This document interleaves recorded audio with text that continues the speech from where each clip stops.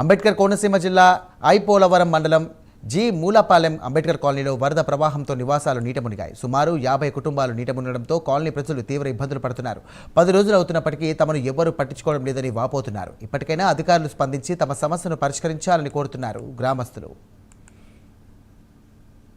అన్నం వండుకోవడం కూడా మాకు సోటు లేదండి. అన్నం వండుకోవడం లేదు. దోమలేమో వేపేస్తున్నారు ఇతర పగలని ఆ చెరతో పడి ఉంటున్నామండి. ఇప్పుడు ఇంకా అన్నం వండుకోలేదండి. మేము అన్నం వండుకోవడానికి వచ్చిందర లేదండి. ఇక్కడ ఇళ్ళన్నీ మునిగిపోయండి. పోటు కూడా చేస్తుందండి. సోపుడుకోమో మునిగిపోతుందండి. పోటు ఎత్తేసి వదిలేస్తున్నారండి. మునిగిపోతున్నాయి ఇల్లు. పోటు చేస్తుందండి.